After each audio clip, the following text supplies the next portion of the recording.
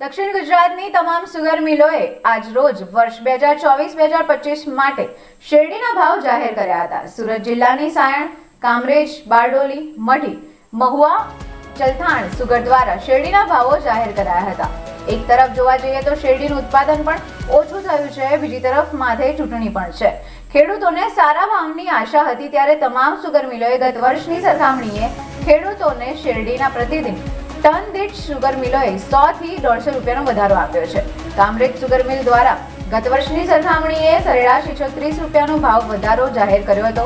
Kamrej sugar મિલ દ્વારા ઓક્ટોબરથી જાન્યુઆરીના 3481 રૂપિયા ભાવ જાહેર થયો છે, જ્યારે એશિયાની સૌથી મોટી એવી બારડોલી સુગર મિલ દ્વારા ઓક્ટોબરથી જાન્યુઆરીના 3502 રૂપિયા ભાવ જાહેર કરાયો છે.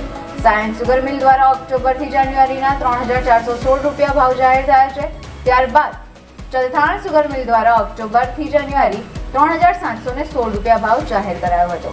મઢી સુગર મિલ દ્વારા ઓક્ટોબરથી જાન્યુઆરીના 3351 રૂપિયા અને મહુવા સુગર મિલ દ્વારા પણ ઓક્ટોબરથી જાન્યુઆરીના 3271 રૂપિયા ભાવ જાહેર કરવામાં આવ્યો છે.